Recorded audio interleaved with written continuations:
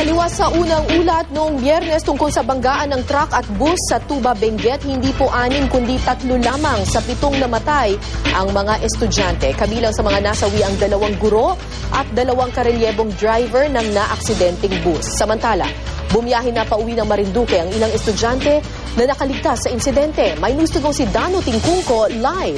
Dano.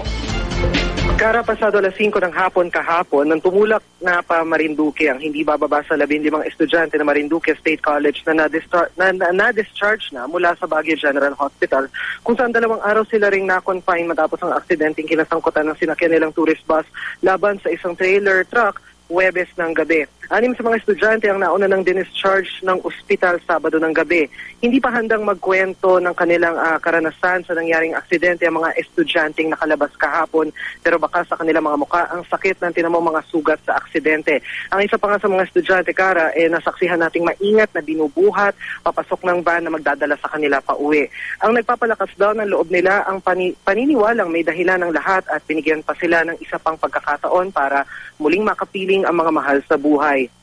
Ayon sa DSWD Cordillera, ay may mga pagkakataon din daw na sila mismo ang nagpapalakas ng loob sa isa't isa at minsan daw nagagawa pa raw nilang magbiruan para hindi masyadong mabigat ang dinadalang trauma.